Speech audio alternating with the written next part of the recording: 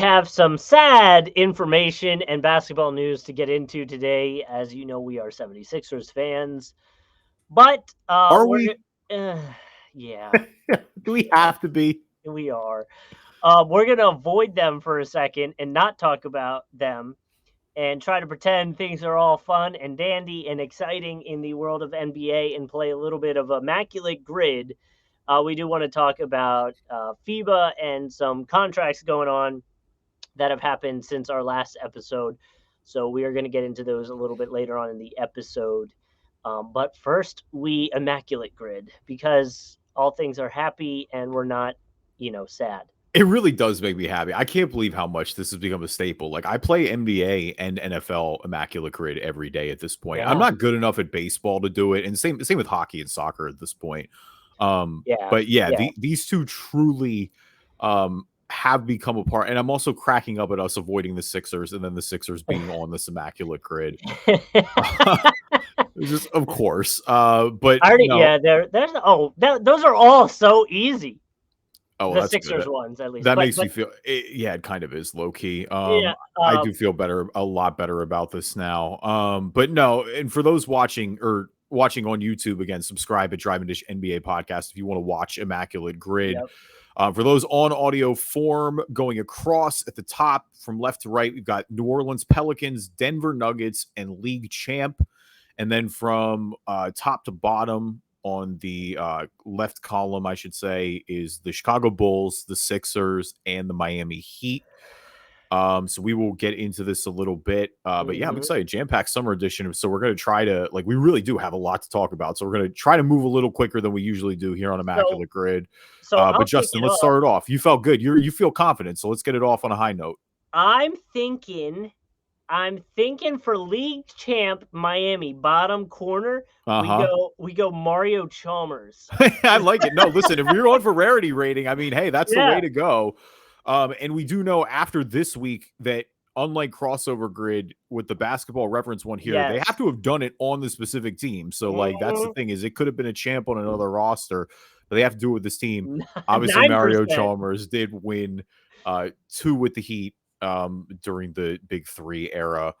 Do we want to just really, kind of work our way up? The league champ one feels easy, so we should just burn these out real quick.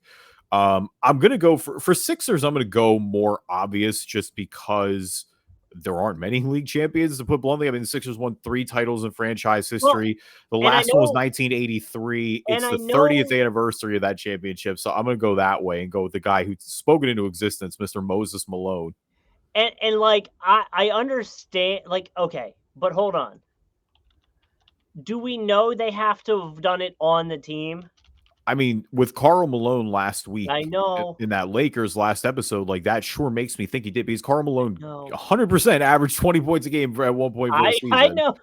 And he didn't do it on the Lakers, I guess, and knocked us off. Regardless, this one, no matter what, I know Moses Malone did this on the Sixers. There's no question that happened. So I feel good about that, just like we should about a league champ on the Chicago Bulls. I will ask for you. Obviously Michael Jordan is the easy one, but do we want to go do we want a deep cut from some of those Bulls title teams? Like a Steve Kerr or so I'm trying to remember. I guess the role MJ and Scotty are going to be the first 2, obviously. And then, but I'm trying to go because it's you got Steve Kerr, you've got, Dennis Rodman to me, I think would be 3rd. I think Kerr would be 4 just because he's still coaching. And so one would imagine it's that. Yeah. But you've got guys like Horace Grant, you've got guys like John Paxson. Grant way would deeper be than that. I kind of was going Horace Grant too. I was thinking that. I don't know. Just it's something about the goggles, man. I don't know how else to explain it, but and he was in the league for a long time. So let's do Horace. He was for sure on the first go around. Yeah, 5%. I like it. That's a good one.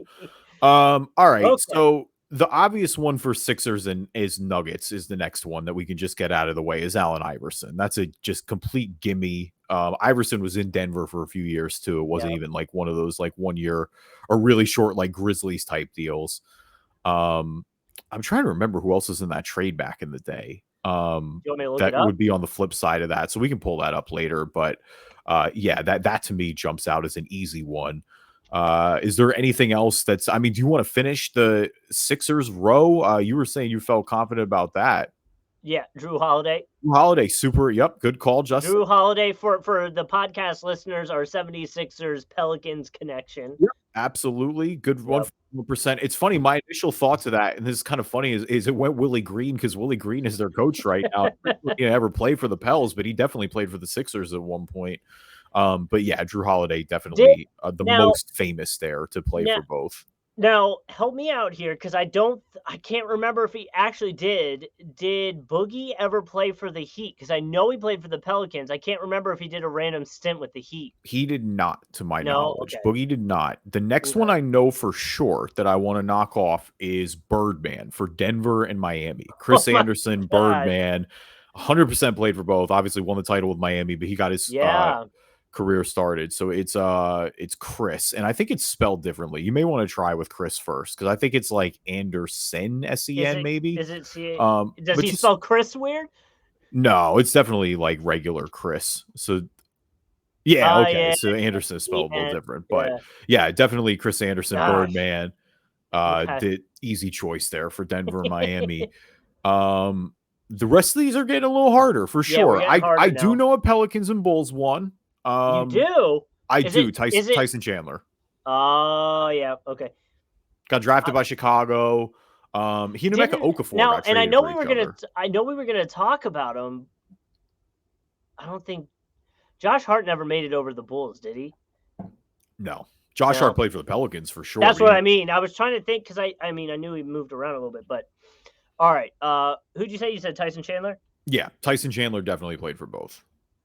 Tyson Chandler, our Bulls, Pelicans 7%, connection. That was only 7%. Holy I mean, he got drafted by Chicago. He was number 2 overall way back in the day. And so that's the thing is he didn't like really blossom there, I guess. So maybe that's why. I mean, I think people associate Tyson Chandler, I mean, most correctly, one would imagine with the Dallas title in 2011. And I think also with the Knicks right afterwards, like with him and Carmelo. He had a lot of good years there. So I feel like the Pelicans Heat connection's going to be a point guard or a shooting guard. Mm-hmm. Who played with Mario Chalmers? Why am I forgetting his name? It's not. Is it Norris? It might be Norris Cole. Norris Cole. Yes. I think it is. Yes. Justin, I think you're right. Oh, man, this is a good one. If you get it's Norris. Yep, 2 R's. I'm almost positive it is. I think you're right. Yeah. All right. Wow, 24%. Look at Norris Cole. All right. Look at us, 8 for 9. This is a good showing. I like it. We got to finish strong here. Bulls Nuggets, man. That's a tough one. I got to think. Let's go through who was on the Denver team this year. Right now?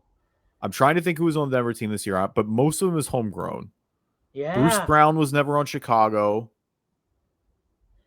Will Barton, my always just pull out no matter what is Ish Smith. I do know Ish Smith played for Denver 100%. I don't know that he played for Chicago, so I don't want to guess it. I want to be a little smarter about this. I want to say I do have a picture of Ish Smith in my head in a red jersey, but I think it might be like I don't know. I feel like I'm thinking he played for the Pels. Maybe it's the Pels. The Pels had red jerseys. For whatever reason, I'm thinking Pistons too, potentially. He definitely played for the Pistons. No, 100%. Yeah. Okay. Denver and Chicago. Mutombo never played for Denver. I mean for Chicago. Excuse me. He did play for Denver.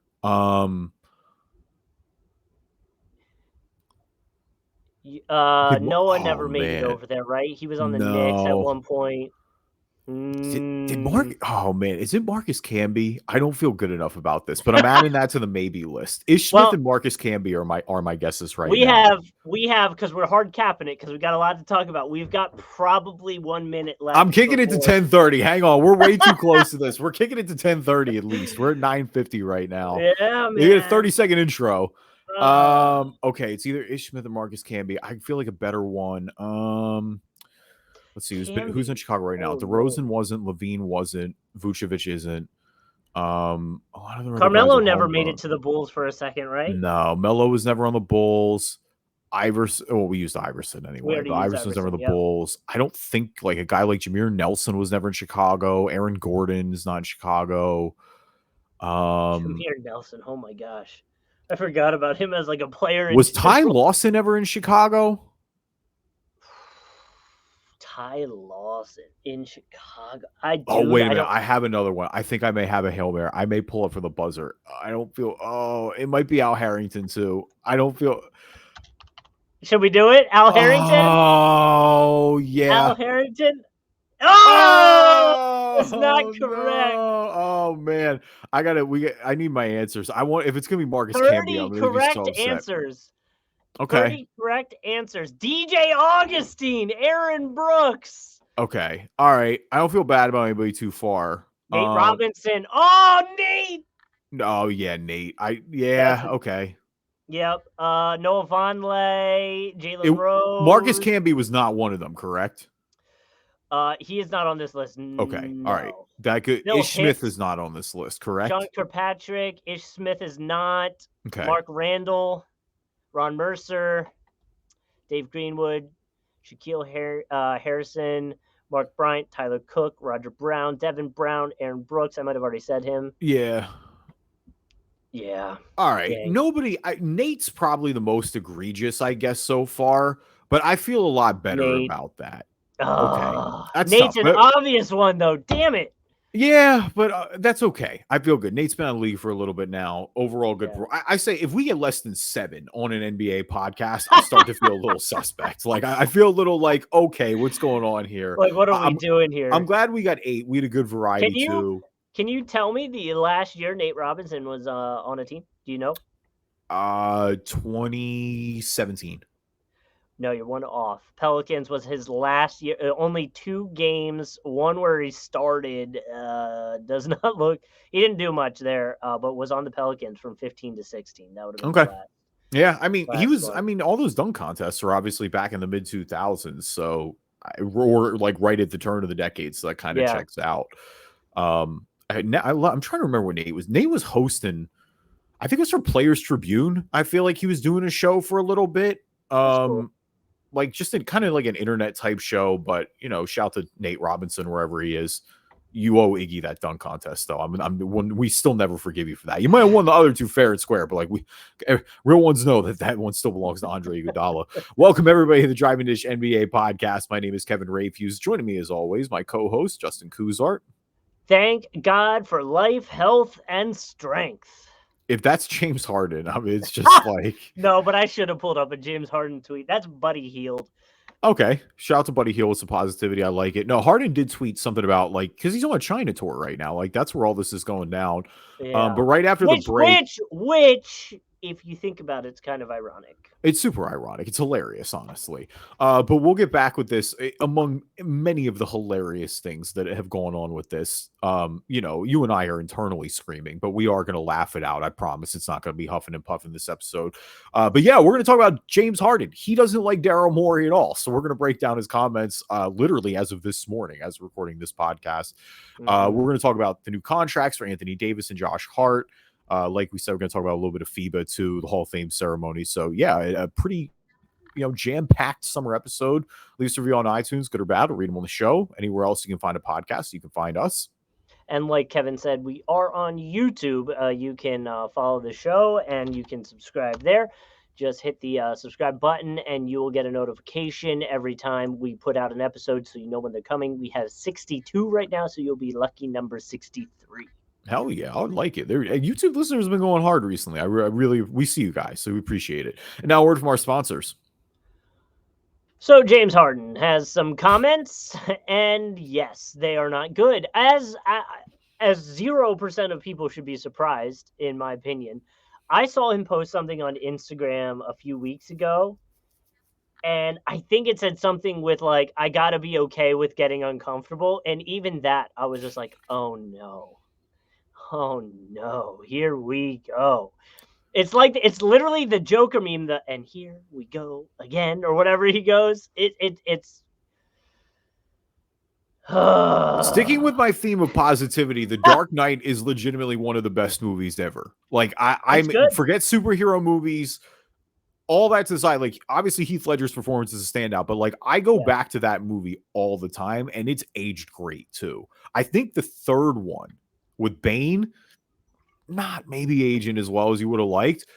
Batman Begins, though, super underrated. I don't know, man. I love the one with Bane. Oh, it's really good. We're pulling hairs here, though. I think Yeah. there were people when that one came out that they liked it as much as Dark Knight. I don't think it's quite there. No. Um, Dark Knight was terrifying. I remember seeing that in theaters, and like it was legitimately unsettling, like not knowing what Joker was going to do next.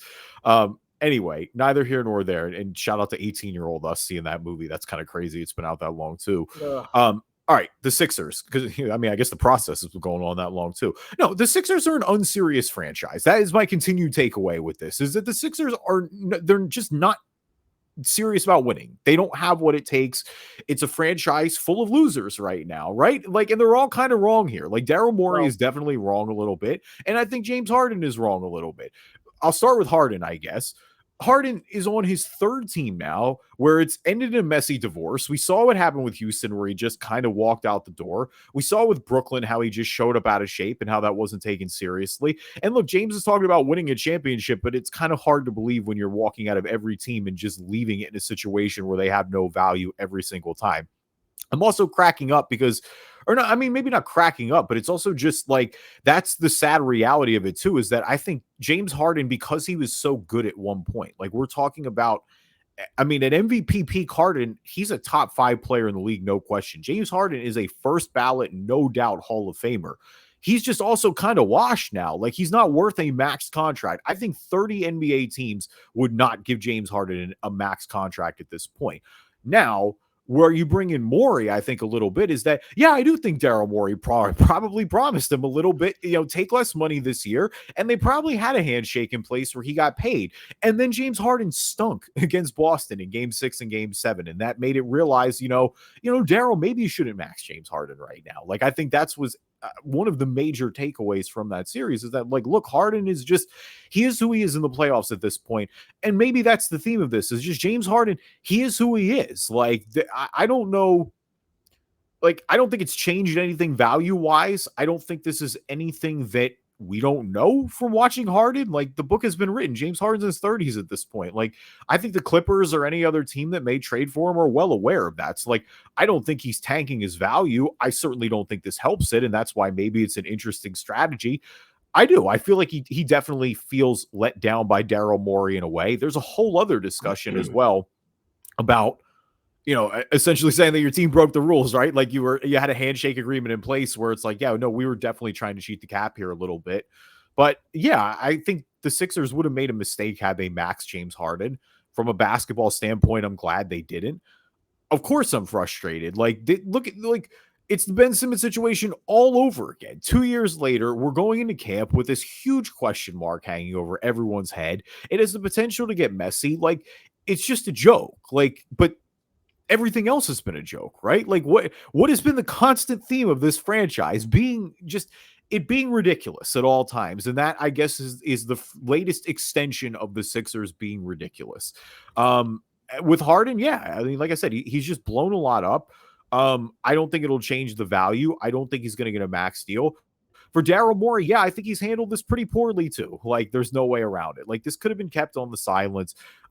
I don't know. If he had that handshake agreement in place, I think that was a silly decision. Because even going into last year, I think with the things that Harden does well, like James Harden's still a good player. He led the league in assists last year, but he's not a max guy. And to me, Morey, you got to read the room. You should have never made that promise to begin with. Like, that's an insane handshake deal. But James Harden was also flirting with Houston halfway through last year too. Like, it's kind of, how are we going to honor a handshake deal when James Harden's flirting with going out the door half the time? I don't know, but Daryl Morey has also made a bunch of questionable moves here. I think his handling of everything here with the Sixers has been suspect.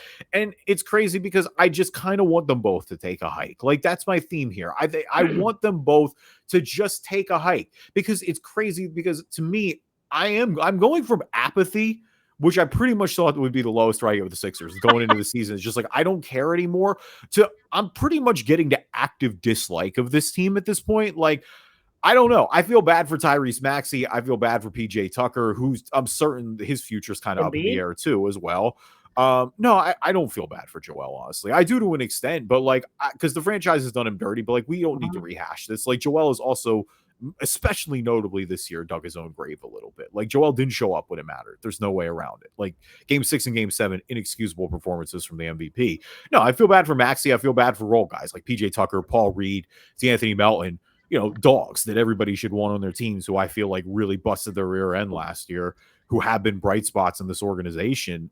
But no, I mean, it's my latest, it's death by 1,000 cuts, right? Like, that's what this just feels like at this point. Like, I'm so numb to it that I can't be mad and amazed, but yet I end up mad and amazed. Like, it really is just, it's remarkable. It's only the Sixers.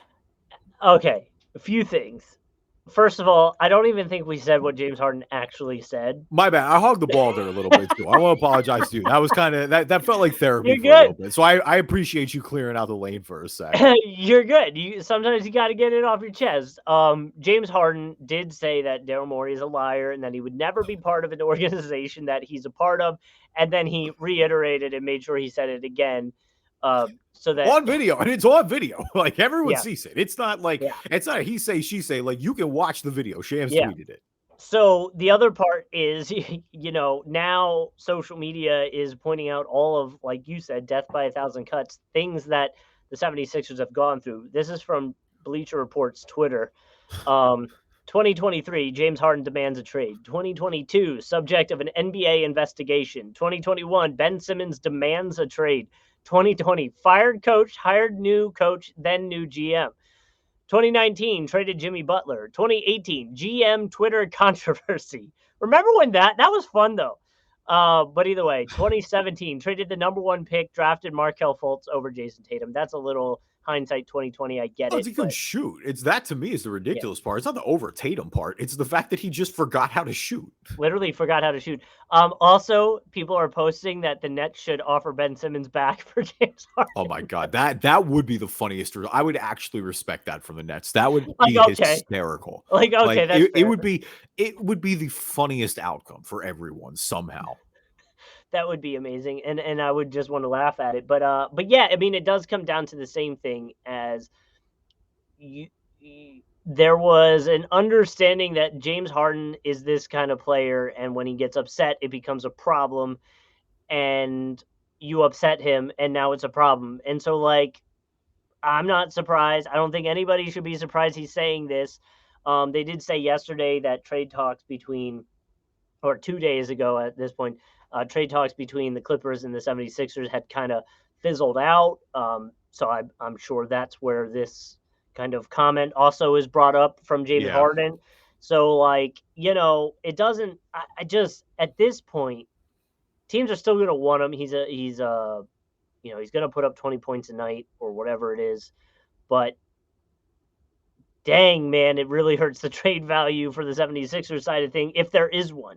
Yeah, I mean, I don't know. Like, the question is the Sixers side of it has been saying that the market hasn't been great from the Clippers all along. I mean, the Clippers seem to be the main ones that have engaged and seem to be the logical landing spot. That's where, if you believe the reports, that Harden wants to go. And it just, it doesn't feel like there's been if they're held up over Terrence Mann right now, like that's what we're talking about. And I think that's where it kind of becomes maybe it is a harsh reality for James Harden.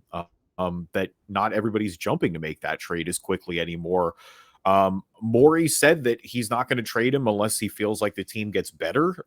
So that clearly indicates that they're willing to embrace ugliness going into camp. It is crazy. I think in hindsight, just because, look, Daryl Morey and James Harden have been boys. I mean, they've been as tied together and as close as any GM and single player pairing have been in quite a while in the NBA. So I do think to me, that's the jarring part to get there. If it's there, is that, it's this relationship has completely deteriorated at this point. And I'm sure a lot more from behind the scenes is going to come out, but it's like, look, I don't know. The reality from the X's and O's for me is that I never wanted to max James Harden. I would have brought James Harden back on the Sixers, just nowhere near a max contract.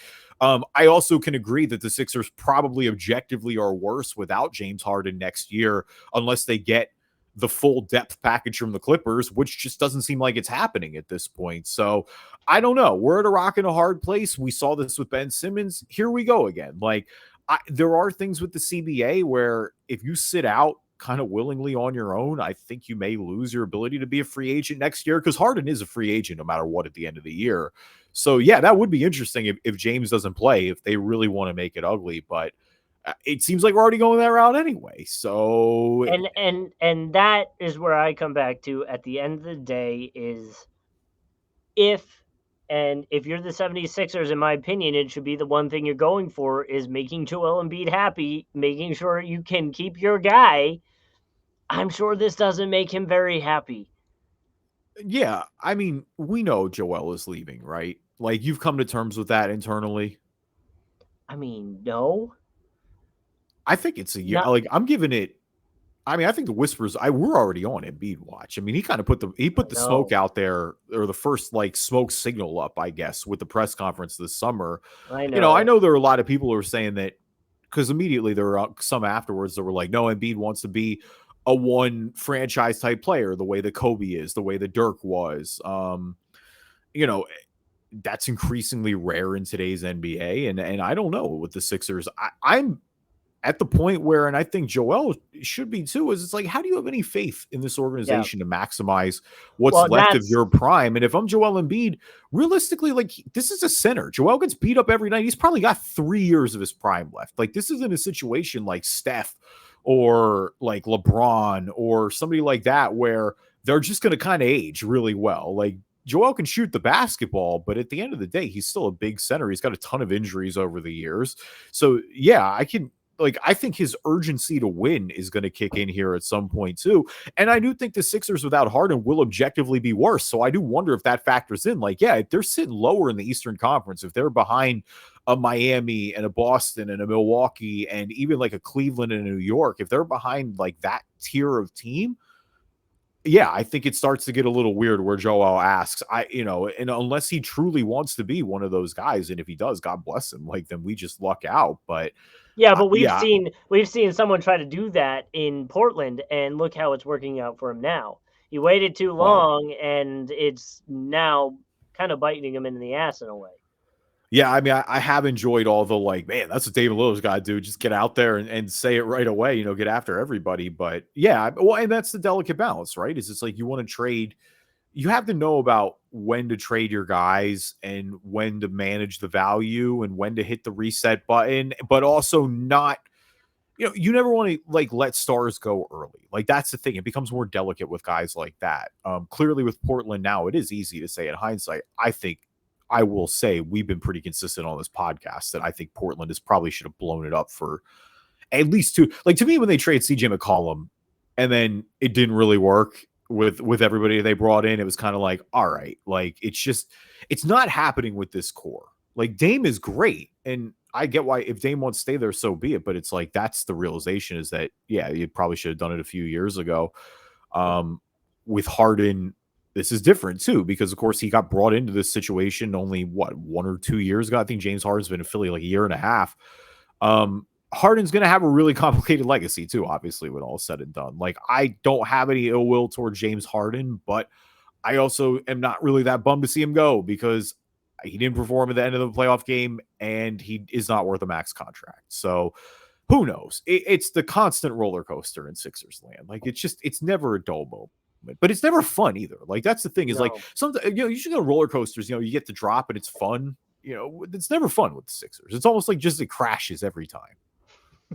Just consistently always slamming your head against a wall. Yeah. But anyway, moving on to some contracts a little bit. We got a pair to talk about here. We'll go with the bigger one first in terms of millions of dollars, and that's Anthony Davis. Signing a 3-year extension with the Lakers, $186 million. That means he's tied to the franchise through 2028 now for a total of $270 million, $60+ million a year. So obviously this is a massive, massive deal. I mean, the richest in NBA history. And I have so many thoughts about this too, and I don't want to do this again and go ISO. So I'm going to ask you first, Justin. How do you feel about this contract? I feel like it's something you have to do to keep your core intact, sorry. I like it from what we saw on the, I guess, quote unquote, upswing from the Lakers team last year as a whole. I think the idea has always been that slowly LeBron would pass the baton to AD and AD would be the main guy. I don't know if we've fully seen that, but this deal kind of continues that process. I think your last point is that we haven't seen that is kind of one of the interesting parts, right? Because it Mm-hmm. has been, I mean, again, the LeBron James and Anthony Davis duo has won a title. They will never be unsuccessful. Right. Conference finals last year. And that's what to me it is. To me, you have to do this deal because you just employ LeBron James. Like you have LeBron James, he's 38 years old. Like you only have a few years left. You need to maximize that window. Like that's just part of the Yeah. cost of business of having LeBron James on your team. Obviously, Anthony Davis has been, hand in hand with him virtually this whole time. And so this guarantees they will remain hand in hand until this ends. You brought a lot of your guys back from last year. You're also hoping for some internal development as well. A guy like Austin Reeves, who we'll talk about a little bit in FIBA coming up, but, on that front as well. But I mean, yeah, they pretty much brought everybody back from last year, at least from the second half of last year when they had the upswing.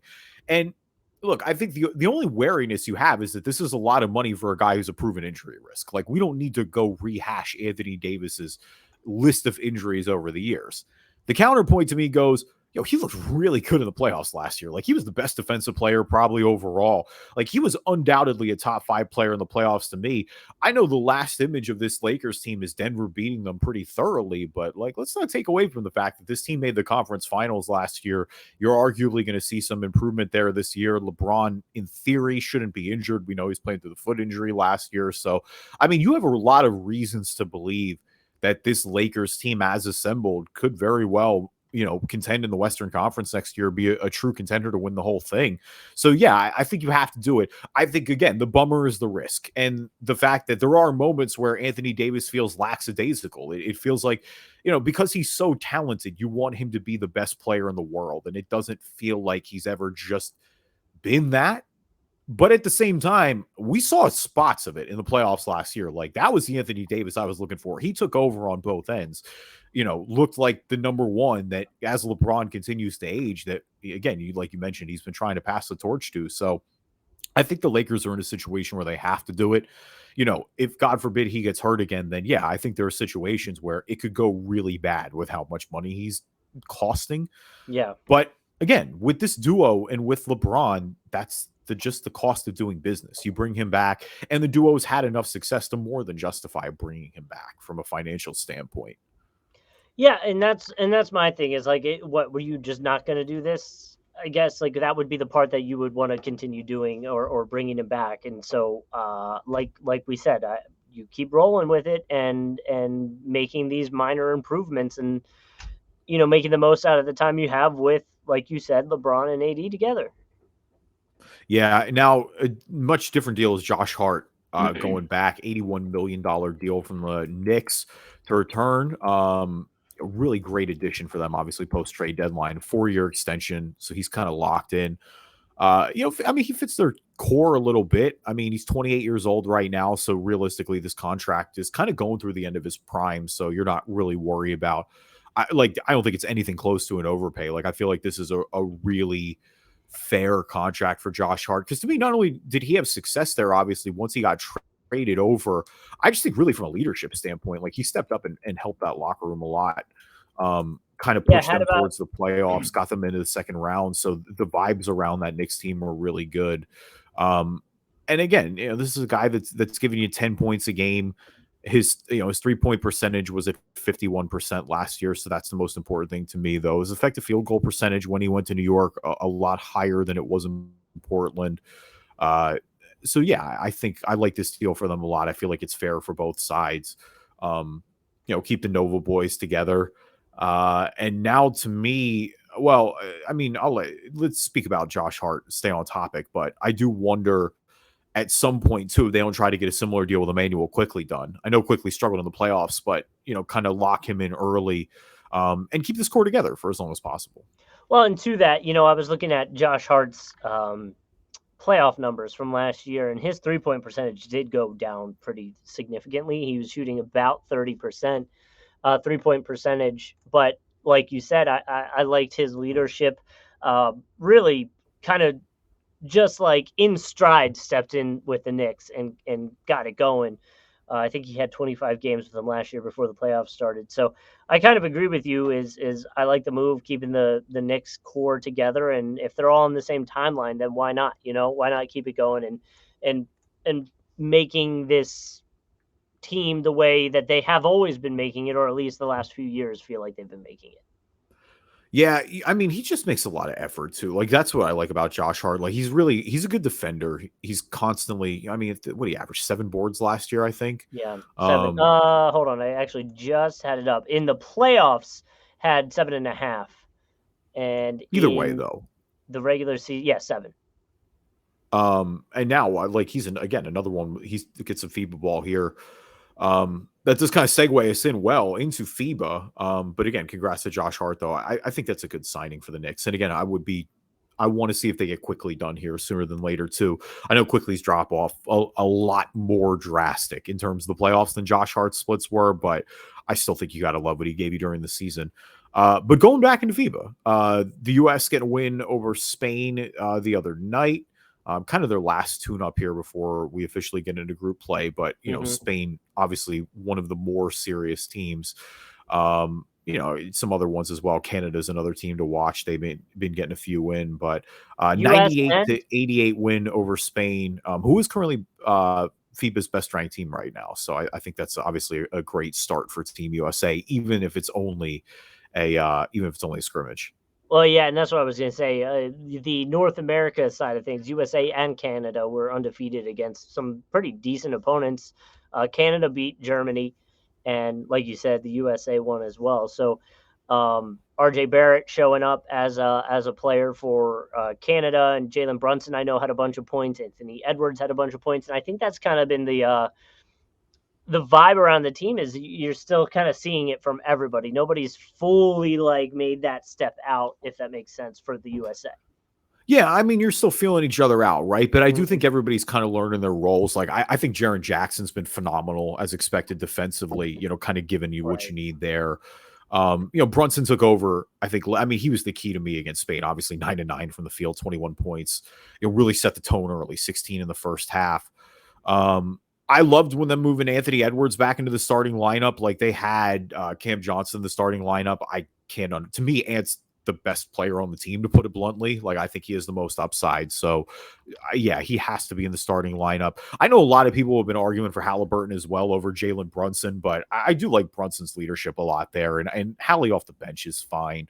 But the fact that, I mean, yeah, this is a younger team, but there is a quiet amount of experience here. And Mm-hmm. the fact that they're coming out again like this, setting the tone early against Spain, you got to feel pretty good about their chances then going into group play. Yeah, and that's I mean that as my video. Sorry, I had a whole video going on over here. But that's what I mean I agree is like like let's wait till I guess everything starts mattering a little bit more. But yeah, I've liked what we've seen so far, and obviously I think expectations should be high as they always should be for the USA. Yeah, like again, they're not sending the full arsenal. Right. They're not the best players of all time aren't suiting up. I saw a meme the other day that was from the 2012 Olympics, and it's just Kobe, LeBron, and KD standing on the sideline, and it was just like Team USA, the United States really sent the Avengers to go over and play Olympic basketball. Pretty much. I think Carmelo was in that pick too, where it's just like, yeah, you look at those rosters and it's just absolutely insane. But no, I'm really excited for the young guys. Like there's a lot to watch. I do think, like you mentioned, Canada. Canada's got a great squad as Mm-hmm. well. They're probably more, and I'm not saying this is like a slight, but they're probably more at their maximum peak of their roster of like who they could field, put it that way. I don't know. I mean, like I said, it should be a good tournament. Like I obviously Spain still number one ranked. They're going to be right there and have a chance. USA beat Slovenia pretty handedly, but Luka Doncic didn't play, so doesn't really matter if Luka doesn't play. I'm excited. I'm excited to get some meaningful hoops back here a little bit. It's a good filler in between August and training camp, right? Because we kind of you're getting to that point towards the end of the season, or towards the off season, I should say, where it really, really slows down. But FIBA is a good holdover for sure. And schedule-wise, it looks like the USA will play against Greece on Friday, the 18th, and Yep. then Germany on Sunday, the 20th. Now, Germany is the one that just lost to Canada, but they had a 17-point lead on Canada, so they might be one to like kind of keep an eye on. Yeah, I mean, like we said, I don't think there's any heavy favorite. Like, a bunch of these teams can come up and play for sure. So, um, and in group play too, especially, like you said, those are teams that are playing with nothing to lose. So those Mhm. tend to be the most dangerous a lot of times, especially in more single elimination tournaments. Yeah, and then obviously the USA is going to play the first of 3 World Cup games in the Philippines against New Zealand. That's August 26th, followed by Greece August 28th, and then Jordan August 30th. Yeah, so it should be fun, and obviously we'll be keeping you posted here over the next few weeks. I do want to mention, I'm kind of hitting you with a fastball here, but you mentioned the schedule, and it made me remember that the NBA did release its Christmas Day schedule for Mm-hmm. 2023. So if we do want to talk about that here a little bit, go over the 5 games. So first off, after that's yeah, well, every website, their damn cookies has to come up right away. Like, I accept your cookies. I'm on your website, clearly. Can we just have an auto accept for everything? I just always say yes. Yeah, like, come on. Like, who people are, I get it, but like, people really aren't saying no. But the 5 games for Christmas are the Bucks at the Knicks, the Sixers and the Heat, the Celtics and the Lakers, the Mavericks and the Suns, and the Warriors and the Nuggets. Not terribly many surprises here. No. Obviously the Warriors and the Nuggets, not quite a rematch from last year, but two of the Western favorites, the defending champs, and of course the defending champs, like, if that's a thing. Mm-hmm. Maverick Suns, obviously a lot of heat there. No pun intended with the Sixers and the Heat, but there's been a little bit of rivalry there as well. Obviously the Jimmy Butler connection. Celtics Lakers can never go wrong. I think that's an auto win. The Bucks have Giannis; they got to be there. The Knicks are just clearly going to be on Christmas no matter what. At least the Knicks are good though. Like, usually, the gripe is usually it's like, when the Knicks stink, having them on Christmas in the first game just is the worst every single time. Well, I can live and with this Knicks team being on it. I agree. Now, so the first glaring thing that kind of stuck out to me with this, Bucks, Knicks, 76ers, Heat, Celtics, Lakers, Mavericks, Suns, Warriors, Nuggets. You got the Nuggets in there.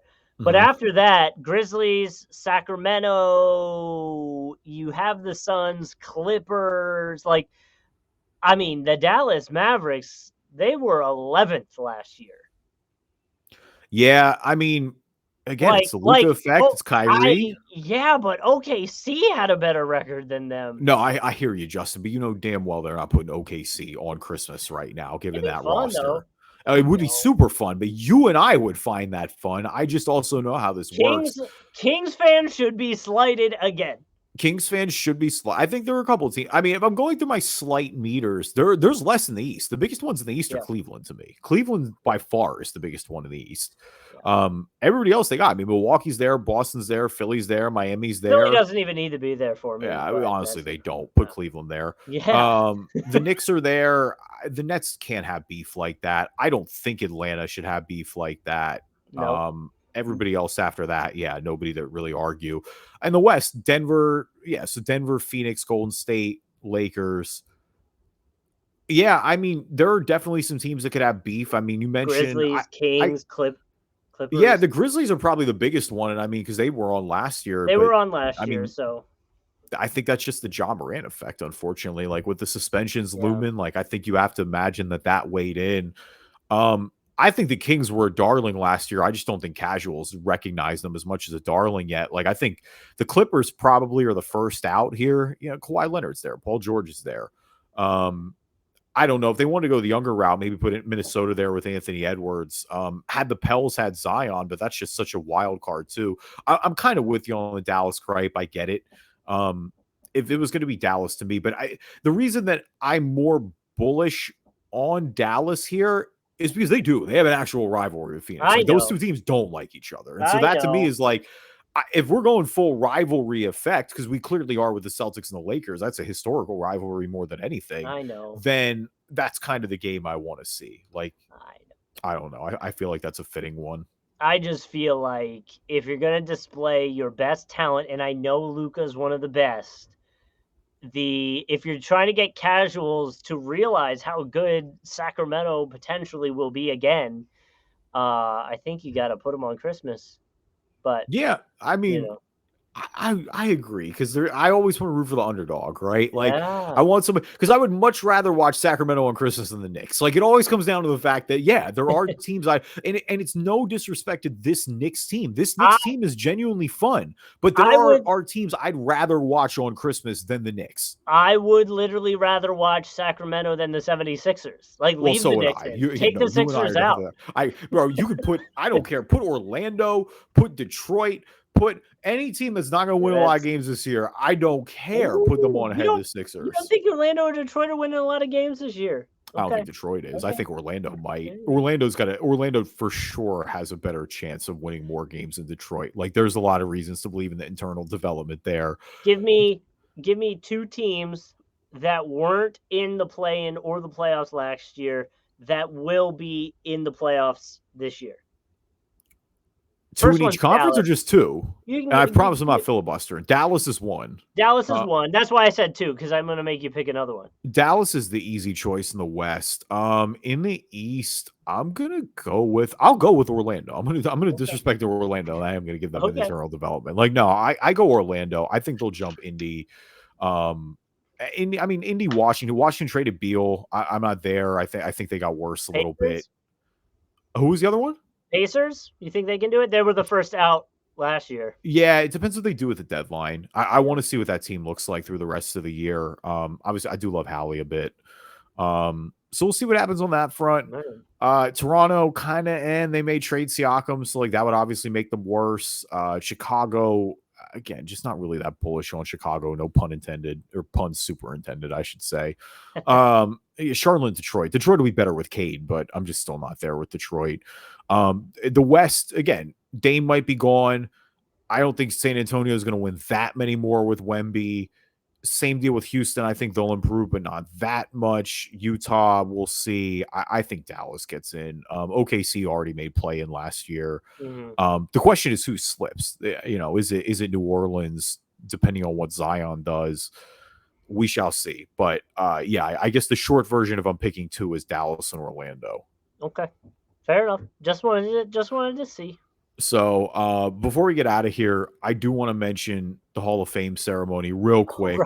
Right. I know it's crazy. Like I said, a lot going on. We forgot. No, this is a really good class though, and I guess that's the thing, especially for you and I, because like I feel like 07, 08 is when I really started watching hoops like that, and so to see a lot of these guys get enshrined is like the culmination of that, right? But no, really class overall. Obviously, Greg Popovich, Tony Parker, Pau Gasol, Dwayne Wade, and Dirk Nowitzki. I guess the coolest part to me is just also how tied together it was. Like obviously the simple ones are that Pop coach Tony and how close they were together in their relationship. But then, the fact that Dwayne Wade and Dirk Nowitzki were rivals in multiple finals and had that tie. The fact that Dirk has that tie as well with the Spurs, like they had all those Western Conference battles over the year and being so close together in Texas, like having that divisional rivalry as well. Pau was the ultimate like everywhere man, right? Because even he played under Pop in San Antonio. There's just like this is a really good class. I just think there's a lot of fun to be had there. Dwayne Wade as well, of course, having the multiple finals against the Spurs during the Big 3 era, like it just continues to overlap. Obviously, me being biased, I loved seeing Iverson there introducing Dwayne Wade. Anytime AI gets his flowers, I love it. One of my favorite Philly athletes of all time, just the definition. For all the bad things I've said about the Sixers, obviously Allen Iverson would never remotely be one of them. It was just kind of fun to be nostalgic about it. I don't have any super big takeaways from the ceremony. Other than it was just fun. Like I love these guys. Like Dirk to me is one of the best players of all time. Like I love watching. For my little brother, he has mentioned it multiple times. Like Dirk is his favorite player ever. A lot for what Dwayne Wade means to South Florida, of course, seeing all those celebrations and, just across the board. Pau is the super ultimate good guy in the NBA, right? Like everybody has a just story of Pau being the kindest human being of all time. And then again, just to see Tony and Pop go in together and for Pop, more importantly, he gets flowers, like, because it's tough, right? Pop is old. Like, I don't want I want him to know, like, everyone knows Pop is making the Hall of Fame. He's one of the best coaches ever. I think, especially post Kobe, I think everyone should be realizing this, like, yo, let's do this while we can. I was gonna say, it's like, should he be allowed to still coach and get the honor? Yeah, he's I done. agree. He earned that. I And think my only takeaway was Dirk and Dwayne Wade doing the TikTok Instagram filter video together was so cringy.